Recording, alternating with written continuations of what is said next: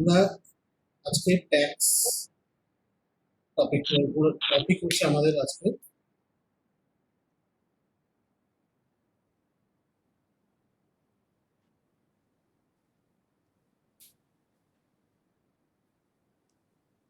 Appeal and revisions.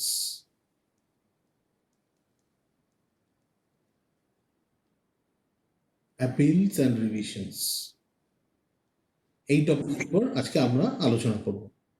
এটা actually আমরা আজকে দুটো টপিক করব, অ্যাপিলস অ্যান্ড রিভিশনস আর একটা হচ্ছে ইন্টারেস্ট অ্যাজ পার সেকশন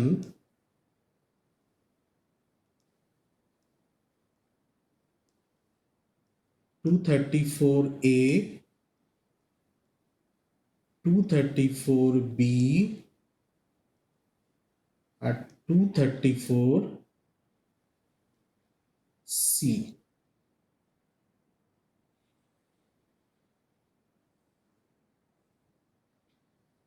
এই দুটো টপিকের উপর আমরা আজকে আলোচনা করব। তো ফার্স্ট আজকে আমরা আলোচনা করব অ্যাপিলস অ্যান্ড রিভিশনসের উপর। প্রথমে আজকে আমরা এই টপিকের উপর আলোচনা করব অ্যাপিলস অ্যান্ড রিভিশনস, এটার উপর আলোচনা করব। অ্যান্ড প্র্যাকটিক্যাল লাইফে এই টপিক সব থেকে বেশি important, appeals and revisions. Okay,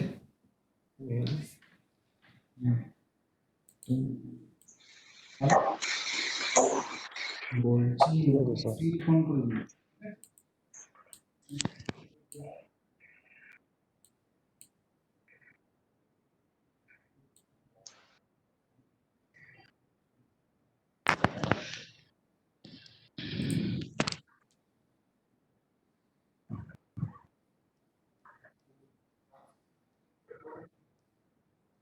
Apples and revisions. Apples and revisions অনেকটা পিরামিড স্ট্রাকচার, এর মধ্যে সব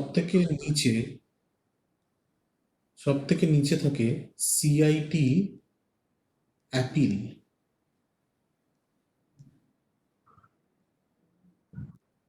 ঠিক তার উপরে থাকে আইট্যাট, ঠিক তার উপরে থাকে হাইকোর্ট,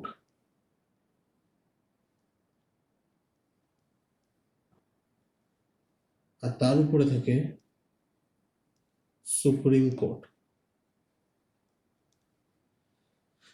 আমরা যখন মুভ করি তখন একদম বটম টু টপ আমরা মুভ করব, মনে করো কোনো কেস পেন্ডিং আছে বা কোনো ডিমান্ড রেস করেছে ইনকাম ট্যাক্স অথরিটি। মনে করো ডিমান্ড রেস করেছে 30 lakhs-এর ট্যাক্স ডিমান্ড রেজড হয়েছে, বাট ওই ডিমান্ড অফ ট্যাক্স আমি স্যাটিসফাইড নই। তো আমি এটাকে চ্যালেঞ্জ জানানোর জন্য, যদি আমাকে চ্যালেঞ্জড জানাতে হয় তাহলে আমাকে অ্যাট ফার্স্ট মুভ করতে হবে কোথায়? আমাকে আসতে হবে কোথায়? সিআইটি অ্যাপিলের কাছে। সিআইটি অ্যাপিল মানে হচ্ছে commissioner of income tax, under কোন ডিভিশন? Appeal division. এখানে হেড হয় কমিশনার, এখানের হেড হচ্ছে কমিশনার। তো কেস এনে অ্যাট ফার্স্ট আমাকে কার কাছে যেতে হবে? CIT appeal. এবার সিআইটি অ্যাপিল কাছে যখনই আমি অ্যাপিল লজড করব তখন আমাকে একটা মিনিমাম ফি পে করতে হয়। মিনিমাম ফি পে করতে হয়, মিনিমাম ফি পে করতে হয়। ওই মিনিমাম ফি হচ্ছে ₹500 পার অ্যাপিল, পার অ্যাপিল আমাকে এটা পে করতে হবে, আদারওয়াইজ আমার কেসটা কিন্তু লজড হবে না। এবার সিআইটি অ্যাপিলের কাছে ₹500 পার অ্যাপিল যখন আমি কেস লস্ট করালাম, তো ডিসিশনটা অ্যাসেসির ফেভারেও আসতে পারে, আবার ডিসিশনটা ইনকাম ট্যাক্সের ফেভারেও যেতে পারে। অ্যাসেসির ফেভারেও আসতে পারে, আবার ইনকাম ট্যাক্স ডিপার্টমেন্টের ফেভারেও যেতে পারে। বাট আমাকে অ্যাট ফার্স্ট ₹500 পার অ্যাপিল ফিস দিয়ে কেসটাকে লস করতে হবে সিআইটি অ্যাপিলের কাছে। অ্যান্ড দেয়ার আফটার যদি অ্যাসেসির ফেভারে আসে তাহলে তো ওকে, আর যদি আইটাইটের ফেভারে আসে তাহলেও ওকে। বাট দুজনের মধ্যে কারো যদি একজনের ফেভারে না এলো, সে তখন ম্যাটারটাকে চ্যালেঞ্জ জানাতে পারে, সিআইটি অ্যাপিলের থেকে তার হায়ার অথরিটিতে গিয়ে চ্যালেঞ্জ জানাতে পারে। তার নাম হচ্ছে আইট্যাট। আইট্যাটের ফুল ফর্ম হচ্ছে income tax tribunal authority. Income tax tribunal authority, ITAT, income tax tribunal authority. ওইখানে গিয়ে আমাকে কি করতে হবে, ম্যাটারটাকে চ্যালেঞ্জ জানাতে হবে। তাহলে এটা চ্যালেঞ্জ জানাতে পারে অ্যাসেসি নিজে, যদি ওর কাছে আনস্যাটিসফাইড জাজমেন্ট আসে, বা ইনকাম ট্যাক্স অথরিটি নিজেও জানতে পারে যদি ওর কাছে আনস্যাটিসফাইড জাজমেন্ট আসে। কিন্তু যখনই সিআইটির অ্যাপিলের কেস আমাকে আইট্যাটে গিয়ে চ্যালেঞ্জ জানাতে হবে, তো এই যে ফিজটা ছিল 500 পার অ্যাপিল, তখন ওটা কিন্তু ডাবল হয়ে যাবে। তার মানে আইট্যাটের কাছে যখন আমি যাব তখন আমাকে ₹1000 পার অ্যাপিল দিয়ে ম্যাটারটা আমাকে কি করতে হবে, চ্যালেঞ্জ করতে হবে। ওকে, দেয়ার আফটার এবার আইট্যাটের জাজমেন্ট আসবে। এবার আইট্যাটের জাজমেন্টটা হতে পারে আমার ফেভারেও আসতে পারে, মানে এসএসসির ফেভারেও আসতে পারে, আবার ইনকাম ট্যাক্সের ফেভারেও আসতে পারে। কিন্তু ম্যাটারটা কারো একজনের যদি ডিসস্যাটিসফ্যাকশন হয়, তখন আইট্যাট থেকে ম্যাটারটা নিয়ে গিয়ে আমাকে উপরে চ্যালেঞ্জ করতে হবে। কোথায়? হাইকোর্টে গিয়ে চ্যালেঞ্জ করতে হবে। তখনই হাইকোর্ট জাজমেন্ট দেবে, এবং হাইকোর্টের ম্যাটারটা যদি আনস্যাটিসফাইড হয়, তাহলে আমাকে নিয়ে যেতে হবে কোথায়? সুপ্রিম কোর্টে। তো basically total appeal and revisions যে ম্যাটারটা আছে, সেটা 4টে পার্টে ব্রেক হয়। অ্যান্ড পিরামিড স্ট্রাকচার, সব থেকে নিচে হয় কি CIT appeal, commissioner of income tax appeal, ঠিক তার উপরে থাকে কি আইট্যাট, ঠিক তার উপরে থাকে হাইকোর্ট, অ্যান্ড তার উপরে থাকে সুপ্রিম কোর্ট। সুপ্রিম কোর্টে আবার দুটো বেঞ্চ থাকে, লো বেঞ্চ অ্যান্ড হাই বেঞ্চ। তো ম্যাটারটা প্রথমে লো বেঞ্চে যায়, লো বেঞ্চের ম্যাটারটাকে যদি চ্যালেঞ্জ করতে হয়, তখনই আমাকে হাই বেঞ্চে যেতে হবে। আর সিআইটি অ্যাপিলে যদি কেস লস্ট করতে হয়, তো মিনিমাম আমাকে ₹500 পার অ্যাপিলে ফি দিয়ে জমা করতে হবে। একটা প্রেসক্রাইবড ফর্ম আছে, সেই ফর্মকে ফিল আপ করতে হবে। সিআইটির অ্যাপিলের কে যদি চ্যালেঞ্জ করাতে হয়, তার উপরে যেতে হয়, তার নাম হচ্ছে ITAT. ITAT, income tax tribunal authority of India. এবং তার ম্যাটারটাকে যদি জাজ করতে হয়, তখনই আমাকে তার উপরে হাইকোর্টে যেতে হবে, অ্যান্ড দেয়ার আফটার যেতে হবে কোথায়? সুপ্রিম কোর্টে।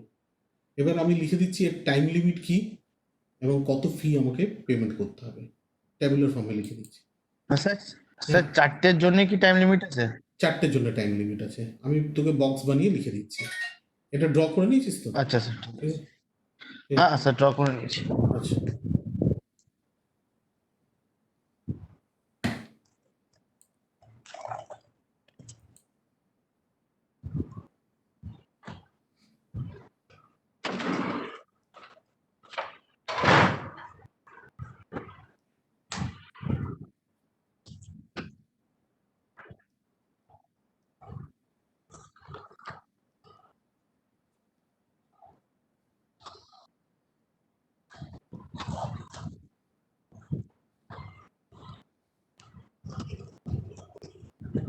তো ফার্স্ট অথরিটির মধ্যে ফার্স্ট অথরিটি হচ্ছে CIT appeal.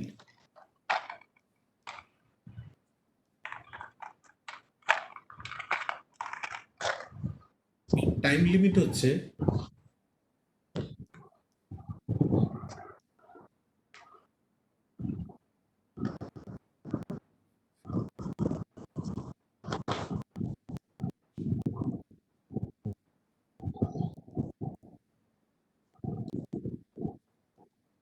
Within 60 days of demand raised. যেদিন ডিমান্ড রেজড হয়েছে তার 60 দিনের মধ্যে আমাকে কি করতে হবে? সিআইটি অ্যাপিলের কাছে গিয়ে অ্যাপিল করতে হবে। যেদিন আমার কাছে ইনকাম ট্যাক্সের চিঠি এসছে ওই দিন থেকে 60 দিনের মধ্যে গিয়ে আমাকে কি করতে হবে? ডিমান্ডটাকে রেজ করতে হবে। এখানে ফি হচ্ছে ₹500 per appeal. Second, আইট্যাট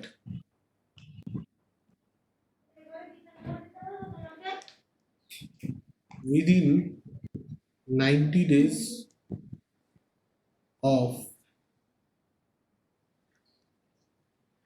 judgment of CIT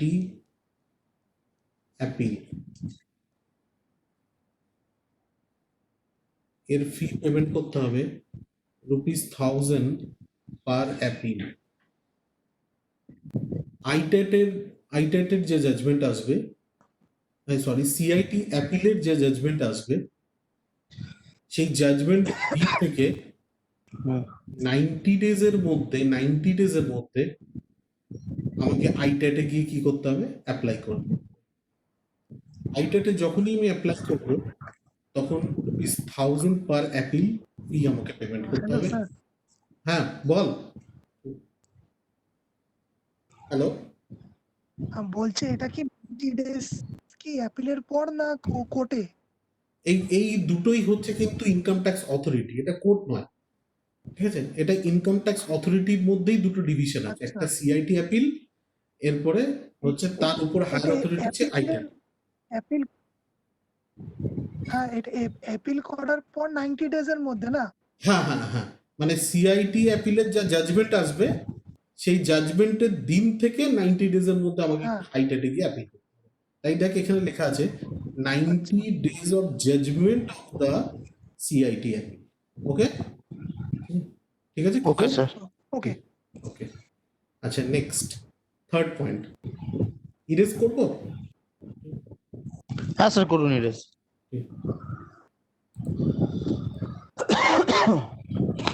অঙ্ক ঠান্ডা লেগেছে নাকি রে? হ্যাঁ স্যার অল্প অল্প ঠান্ডা লেগেছে, এই বৃষ্টি ফিষ্টিতে একবার দুদিন ভিজে গেছিলাম।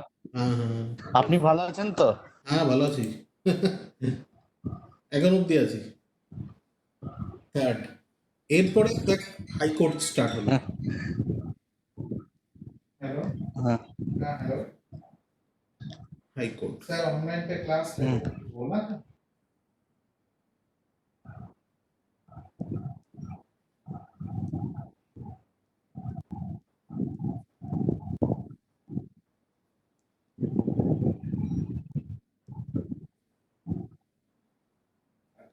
सर का कौन सा सर का नंबर?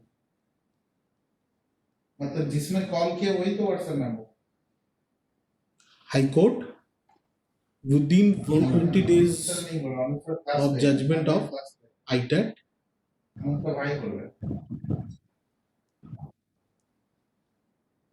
हाँ हाँ,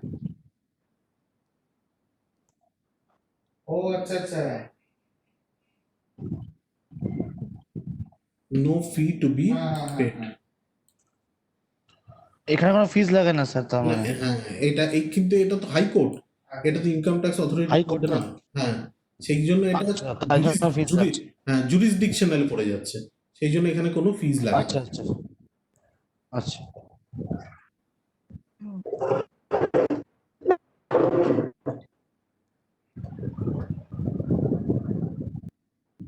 तो वेडनेसडे सुबह 9 बजे। हाँ प्रॉब्लम। हाँ 9 बजे।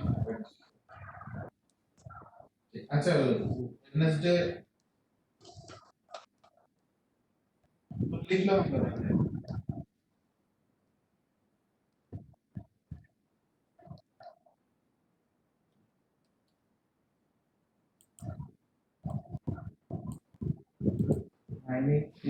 স্যার এটা 120 ডেজ সুপ্রিম কোর্টটাও হ্যাঁ 120 days of the judgment of High Court. High court, এটা তো কোনো ফিস লাগে না তার মানে? না, জুরিসডিকশনে কোনোদিন আমাকে ফিস দিতে হবে না। কেস লড়ার জন্য সে লয়ারকে ফি দিবি, আলাদা দিবি, সেটা আলাদা ব্যাপার। ঠিক আছে, গভর্নমেন্টকে কোনো কিছু আচ্ছা। ওখানে দিতে হবে না। ঠিক আছে, ইনকাম ট্যাক্স ডিপার্টমেন্ট আছে, তার আন্ডারে দুটো আছে, সিআইটি অ্যাপিল আর একটা হচ্ছে আইট্যাট, ওখানে তোকে ফিস দিতে হবে। ঠিক, ফিস দিতে হবে, হ্যাঁ। ঠিক আছে। এটা আন্ডার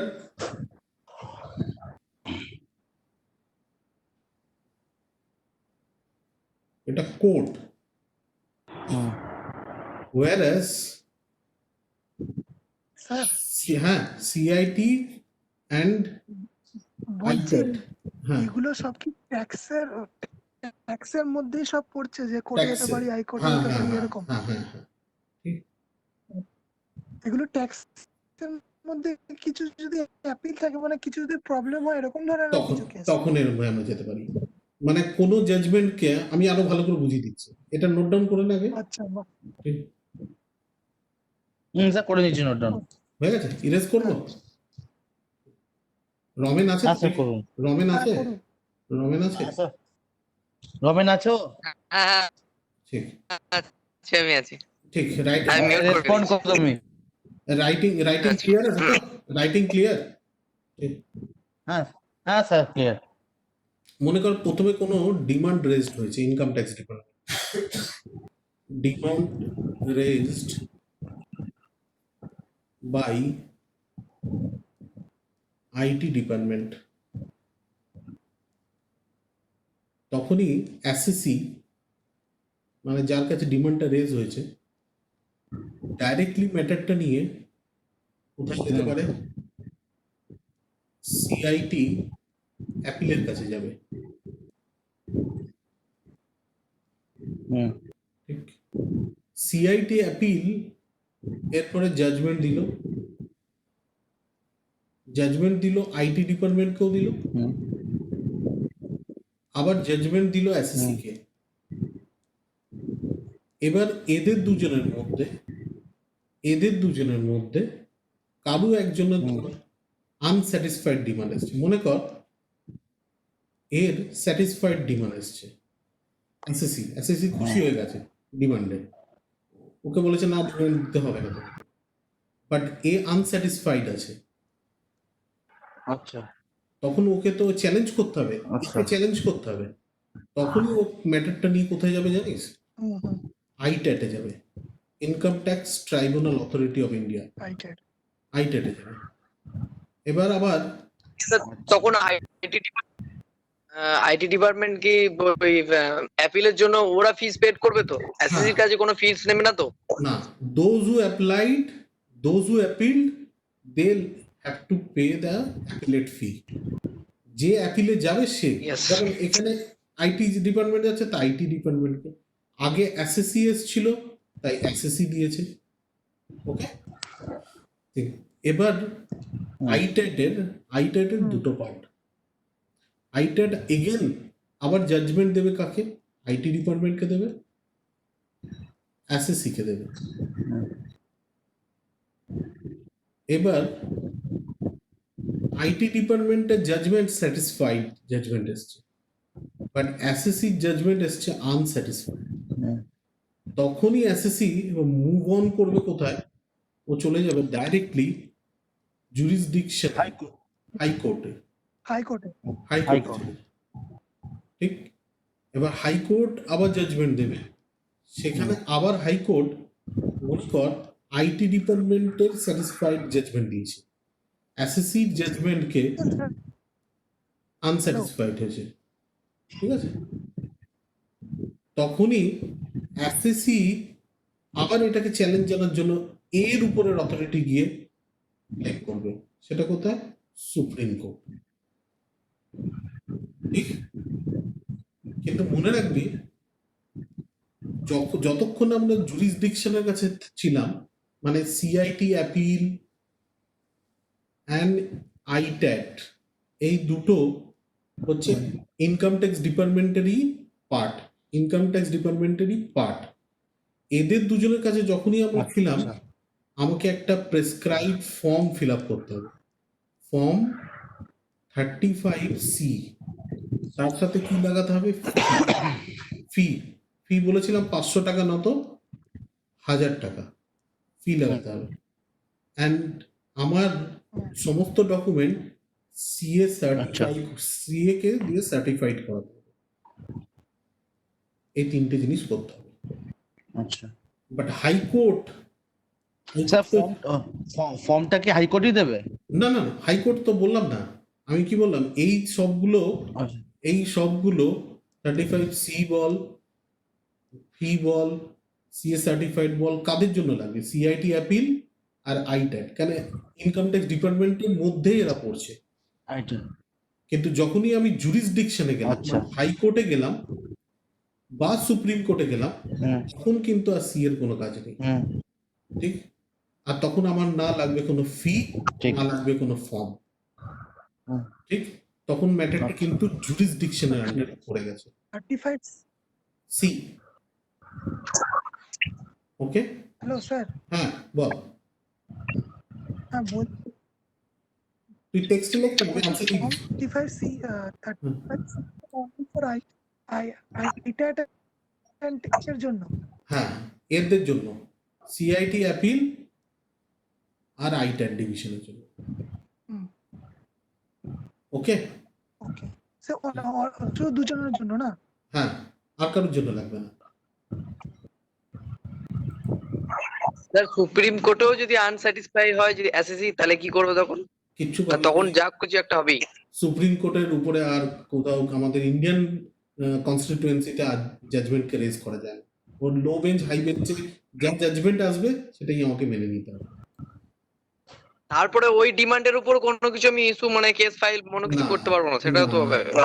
একটা কাজ করা যেতে এবার পারে, যখন হয়ে একটা কাজ করা যেতে পারে, যখন সুপ্রিম কোর্ট বা তার মাঝে কোনো সময়, কোনো সময় হতে পারে এসএসসি বলল না, আমি আর নো ফার্দার লিগাল কমপ্লায়েন্সেস, আর আমি লিগাল কমপ্লায়েন্সেসে যাব না।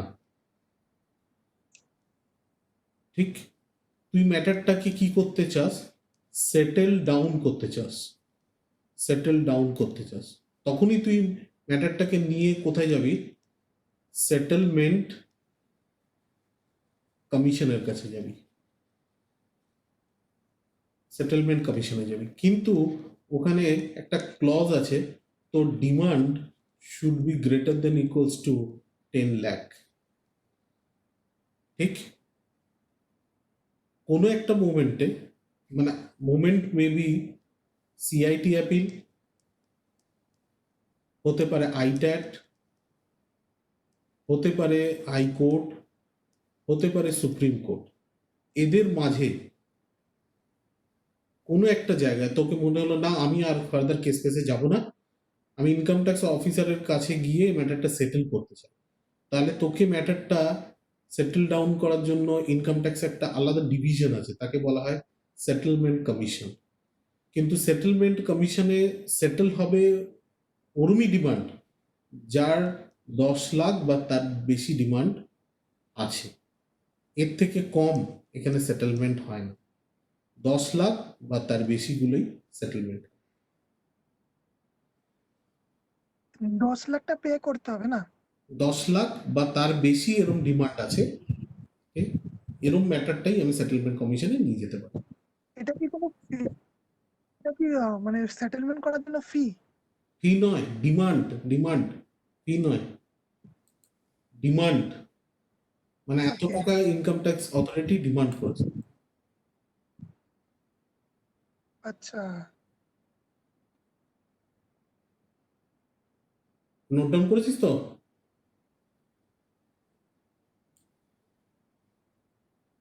হ্যাঁ হ্যাঁ হ্যাঁ হ্যাঁ হ্যাঁ।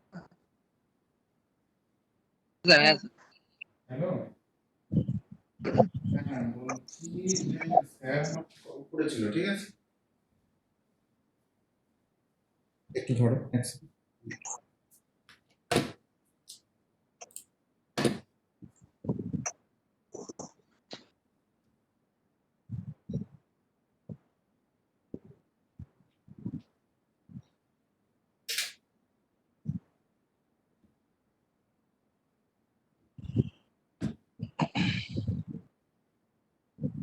চ্যাট করছে, চ্যাট করবি?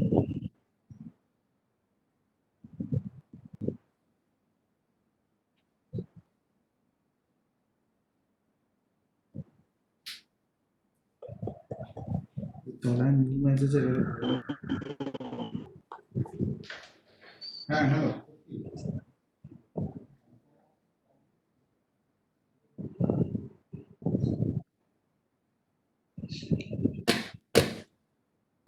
Yes sir, clear? ইয়েস।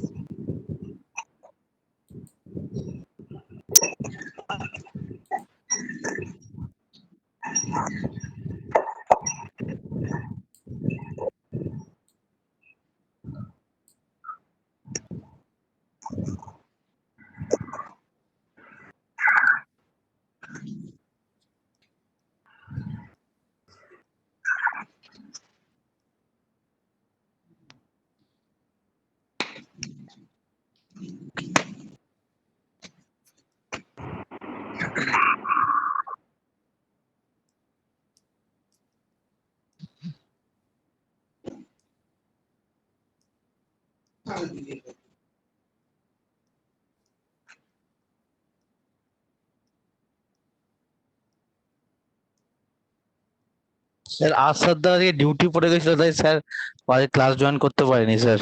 ওকে, কোনো ইস্যু না, আমার কাছে এটা রেকর্ডিং হচ্ছে, আমি রেকর্ডিং পাঠিয়ে দিই, ঠিক আছে? ঠিক আছে স্যার। আচ্ছা, next topic section 234A, 234B, 234C। ওকে, ঠিক। এই টপিকটা তোদের দেখবি যে মডিউল আছে ওখানে আছে ইন্টারেস্ট, ইন্টারেস্ট হুম। টপিক। ওকে, তো first yes sir. Section 234A, interest on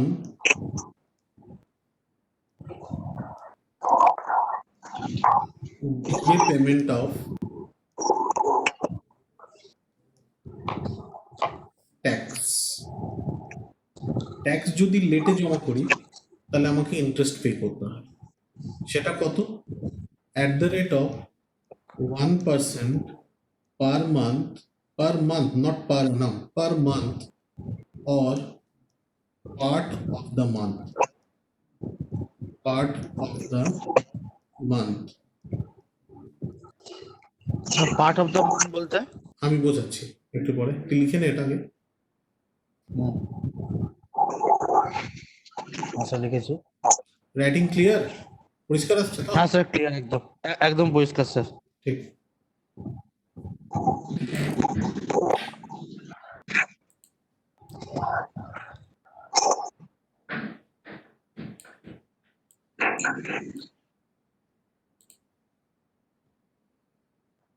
for example, এবার দেখ, ফর এক্সাম্পল তোর প্রিভিয়াস ইয়ার চলছিল স্যার এক, ডিলে পেমেন্ট অফ ট্যাক্সটা বলেন। হ্যাঁ একটু দেখ তারপরে কোশ্চেন করিস। 1 এপ্রিল 2009 আচ্ছা ঠিক। থেকে 31 মার্চ 2020, এটা হচ্ছে তোর প্রিভিয়াস ইয়ার। এর ট্যাক্স আমাকে কবে জমা করতে হবে? অ্যাসেসমেন্ট ইয়ারে। এটা কবে থেকে শুরু হবে? 1 এপ্রিল 2020 থেকে 31 মার্চ 21 এর মধ্যে জমা করতে হবে। এর due date, normal due date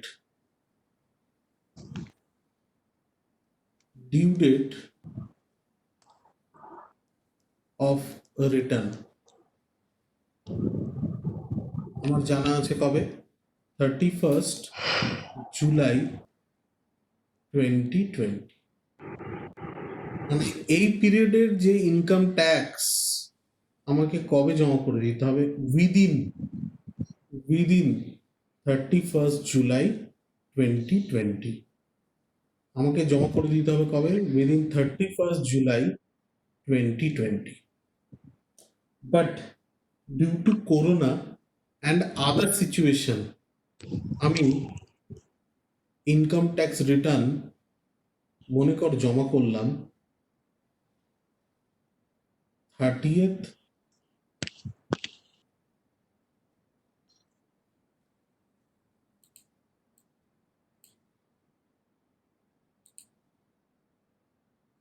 জমা করলাম ধর 17th November 2020। Actually return filed এই ডেটে গিয়ে অ্যাকচুয়ালি আমি রিটার্নটা ফাইল করব। আমার ডিউ ডেট কবে ছিল July 31st July. 31st July. But করোনার জন্য আমি জমা করতে পারিনি। জমা করেছি কবে রিটার্নটা 17/11/2020। 17ই নভেম্বর 2020। ওই দিনই আমি রিটার্ন জমা করেছি আর সাথে হ্যাঁ, ট্যাক্সও পে করেছি। ট্যাক্স হয়ে গেছে। তাহলে আমি উইদিন দ্য ডিউ ডেট করতে পারিনি। ডিউ ডেটের পর কি না। করেছি ডিউ ডেটের পর কি হ্যাঁ। জমা করেছি। তো কোশ্চেন হচ্ছে কতদিন ডিলে। তাহলে আমার ডিউ ডেট কবে ছিল 31st জুলাই। উম, তাহলে মানে আমি হুম। লেট করেছি অগাস্ট পুরো। অগাস্ট কত দিনের হয় 31 ডেজ। আমি ডিলে করেছি পুরো সেপ্টেম্বর 30 ডেজ। আমি ডিলে করেছি October 31 days and part of নভেম্বরও ডিলে করেছি। কত 17 যেদিন 30 জমা করেছি সেদিনও হবে। হুম, নভেম্বরের 17 তারিখে জমা করেছি। তাহলে 17 হুম। দিন এখানে ডিলে হয়েছে। মানে এটা কি পার্ট অফ মান্থ ডিলে হয়েছে। Part of month. তাহলে আমরা কি জানি এভরি মান্থ ডিলের জন্য আমার কত লাগবে at the rate of 1% per month. আমার কি লাগবে ইন্টারেস্ট। তো দেয়ারফর অগাস্ট মাসের জন্য কত ইন্টারেস্ট লাগবে 1% পার মান্থ। সেপ্টেম্বর মাসের জন্য কত ইন্টারেস্ট লাগবে 1% পার মান্থ। অক্টোবর মাসের জন্য কত লাগবে 1% পার মান্থ। আর নভেম্বর মাসের জন্য পার্ট ডিলে হয়েছে কতদিন 17 দিন, পুরো এক মাস হয়নি কিন্তু, তাহলেও কত লাগবে 1% পার মান্থ। তাহলে টোটাল ইন্টারেস্ট আমাকে পে করতে হবে 1 2 3 4%। মনে কর আমি ট্যাক্স জমা করেছি লেট কত 20,000, তার 4% আমার ইন্টারেস্ট করতে। আচ্ছা, তার মানে হচ্ছে 800 টাকা আমার ইন্টারেস্ট দিতে হবে under section 234A A is delay in payment of tax। এটা ট্যাক্স। তার জন্য যে ইন্টারেস্টটা লাগে সেটা সেকশন 234A অফ রুপিস 800। ঠিক আছে, আচ্ছা, ক্লিয়ার? এবার রমেন কি জিজ্ঞেস করছিল? হ্যাঁ, clear। কর। রমেন কি বলছি? All clear. রমেন লেখ চ্যাটে আর স্যার, কোনো ডাউট আছে লেখ। হ্যাঁ স্যার ক্লিয়ার স্যার স্যার। বলছিলাম ক্লিয়ার? হ্যাঁ হ্যাঁ বল অল্প। স্যার বলছিলাম যে যে ট্যাক্স আছে তার উপরে 4% ইয়ে ইন্টারেস্ট তো। হ্যাঁ, যেহেতু ট্যাক্সটা জমা করছি লেট সেই জন্য তার উপরই 4% আচ্ছা, ইন্টারেস্ট। ইন্টারেস্ট, ঠিক আছে স্যার। চালু হতো। আর জি স্যার ডিলটা যদি না হতো হ্যাঁ বলতো আরেকবার। ডিলে যদি না হতো করোনার জন্য তখন কি করতো?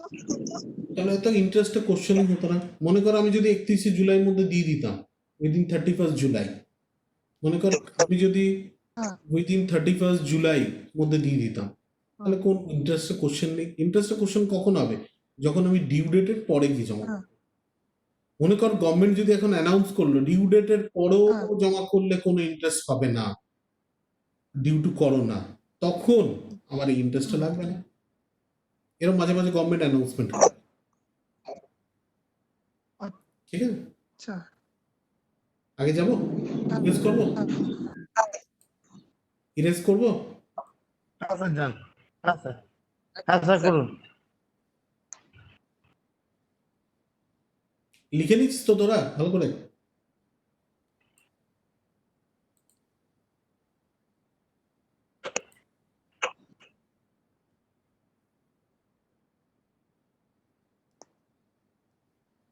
Section 234B,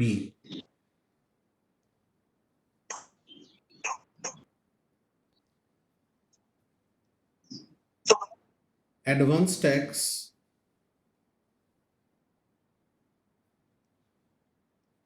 not paid at the rate of 90% of tax due. Then at the rate of 1% per month interest from 1st April 2020 to the date of deposit. To the date of deposit.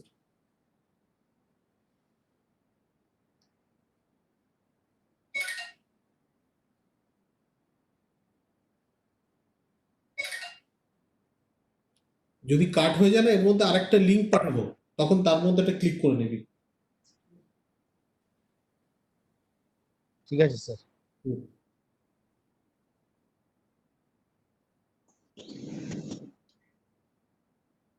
ওকে, লেখা হয়ে গেছে?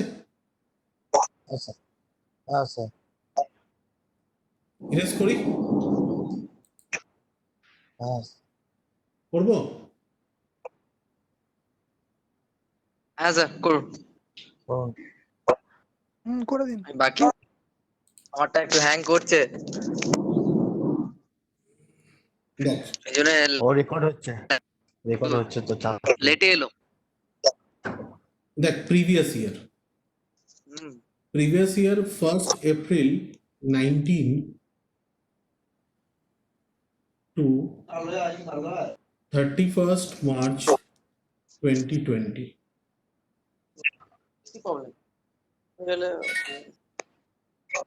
মনে কর এই যে previous year আছে 1st April 19 থেকে 31st March 20, এই পিরিয়ডে তোর 20,000 ট্যাক্স to be deposited.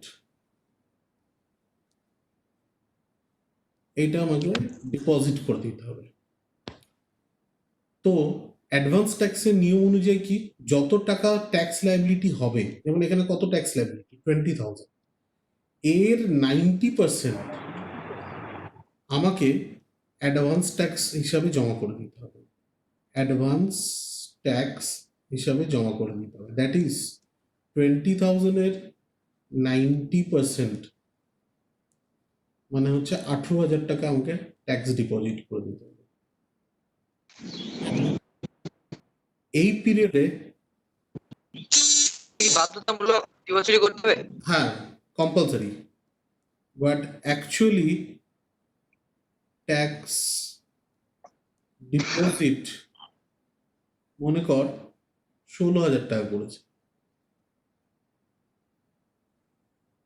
তার মানে আমি কি বলতে পারি, তার মানে আমি clear advance tax 90% tax due এর আমাকে ডিপোজিট করতে হবে, মানে 18,000 টাকা আমাকে অ্যাডভান্স ট্যাক্স হিসাবে জমা করতে হবে। কিন্তু আমি অ্যাকচুয়ালি ট্যাক্স জমা করেছি কত, 16,000 টাকা। 16,000 টাকা, মানে 90% জমা করে নি, তার কম জমা করেছি। হ্যাঁ তার কম জমা করেছি, ঠিক হ্যাঁ, তো? তার কম জমা করেছি। তার মানে আমি এখানে জমা করেছি কত, 80%। এখানে দেখ 16,000 টাকা জমা করেছি, আর আমার ট্যাক্স ডিউ কত ছিল, 20,000, তাহলে যদি পার্সেন্টেজ হিসাবে দেখি কত পার্সেন্ট রিভিউজ করি, only 80%, which is less than কত 90%. তো therefore আমাকে কি করতে হবে, ইন্টারেস্ট পে করতে হবে, ইন্টারেস্ট টু বি পেড। কোন সেকশন? 234B। কত টাকা interest? at the rate of 1% per month।